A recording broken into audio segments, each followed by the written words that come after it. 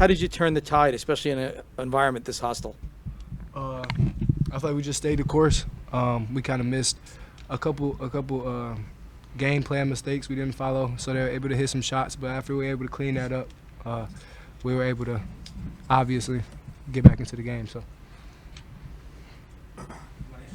I mean, yeah, it's happened throughout, the season. We tend to get down, but we knew it was going to happen. We went into the game plan expecting, to get punched, but they punched first, and the way we responded very well to that.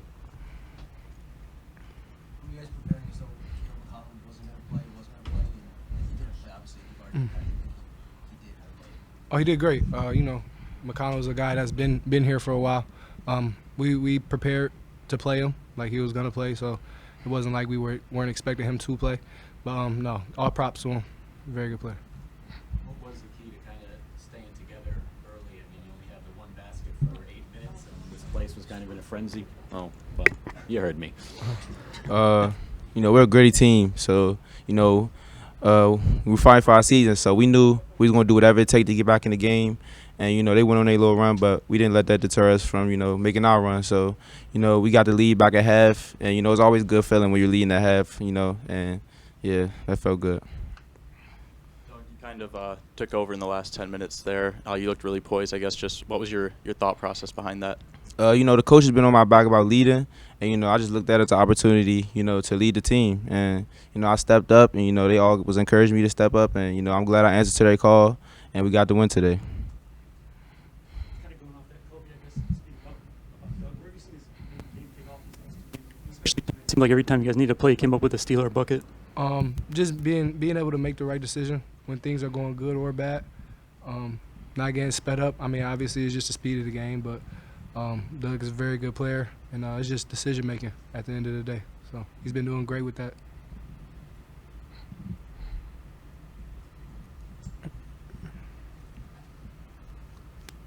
Can you talk about your defense a little bit? 5 steals and a lot of key kind of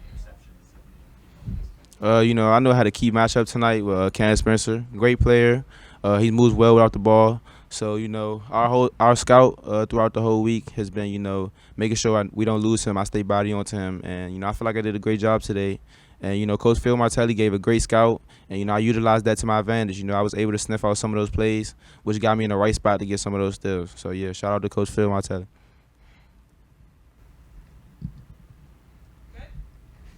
Great job, guys. Appreciate you. So I want to just go back to what Doug, what you're talking about with leadership and controlling the game. If you look back to our last 2 games, this young man has only committed 1 turnover, and he's a freshman. 1 turnover, and the 1 turnover being here on the road, which is a great defensive team, one of the best, if not the best defensive team in Big Ten basketball is Rutgers. And as we all know who's been here before, whether you coach, you work here through the media, or you play, this is not an easy environment to play because the crowd gets really into it. Defensively, the players feed off their energy, and with their defense, whether it's pressing or the pressure or man-to-man, and then at times when they put 2 to the ball, they create a lot of defensive problems for a lot of teams. And so, I just wanted to, the follow-up that Doug, yes, he had games earlier in the season where he's played well. We've also had some games where, as a team, we didn't play well. And sometimes the finger be pointed at the point guard right away. But, a young man who's a freshman and the trust that he has from the staff and his teammates and seeing his growth right before our eyes, is pretty special. Juwan, what does it say about your team to come in here shorthanded and then to fall into a 10-point hole Right. and have this crowd going bonkers and then to pull this game out like you did? Yeah, it shows a lot of growth and poise within our group because, yes, we missed one of our key players in Juwan Howard. What he's able to provide out there on the floor is pretty special. And, you missed 14 points. You missed another guy that can shoot the ball, who also can make plays as well. But then, for guys to step up, and knowing and understanding that, beginning of the game, you get down 13-3, and sometimes, guys lose doubt. And I didn't see doubt in our guys' eyes.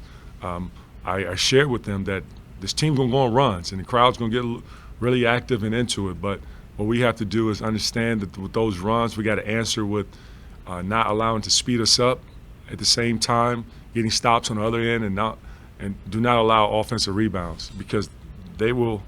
And I'm speaking of Rutgers, and Steve is a great coach, and how he does it. He puts a lot of pressure on you. He makes your offense. You have to figure things out on the fly, because he do not allow you to run your stuff. I wanted to bring that back to the rebounds. You guys were +6 on rebounds and +3 on offensive rebounds. Not a lot of teams out-rebound Rutgers, especially on the offensive glass. Was that not an emphasis towards practice, or why was that? Point of emphasis in practice, point of emphasis in film, point of emphasis before the game, timeouts, and also at halftime. I mean, I just stayed on it because I understand that offensive rebounding with Rutgers, that's one of the ways how they generate points. Also attacking the basket is another way how they generate points. And then, defensively, steals, getting out in passing lanes and creating a lot of havoc, with whether it's pick sixes or, forcing you to have to, like we had one where late in the shot clock we get a violation call. But we fixed it. On the toughness, kind of the team is starting to show, mental, physical. Is it getting to where you want it to be? We're just going to keep grinding it, one game at a time. And tonight there was toughness displayed. There was toughness displayed versus Michigan State. The key is consistency, and I know and I trust that our guys are going to continue to keep competing. Coming back from injury, not starting, but playing some good minutes. I guess what was the thought there as far as working him back in? Yeah, I mean, he only had 2 practices, and it takes time to get in basketball shape. It takes time to get healthy, and health is the most important thing with me as a coach. I never want to put a young man out there where he puts in a situation where I'm trying to win games. I want to make my record look good. No, it's not about me. It's about them. And their health is number one. And with that, I wanted to make sure that Terrence Williams was healthy and to come out and play. And these last 2 practices, he proved that. And so it's be good for him now to get some rest tonight, and we get back tomorrow, and we'll see how it goes for the next game. I guess just speaking of health, Jet didn't play tonight. Do you have any update on him? Yeah, the only thing I can give you is if you know Mr. Miyagi, please send him our way so we get his ankle healthy.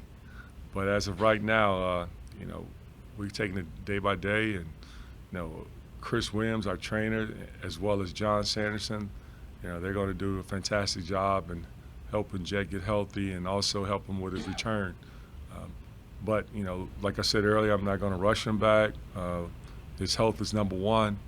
We want a healthy Jet because, I'll be frank with you guys. Back when he injured his ankle before the Purdue game,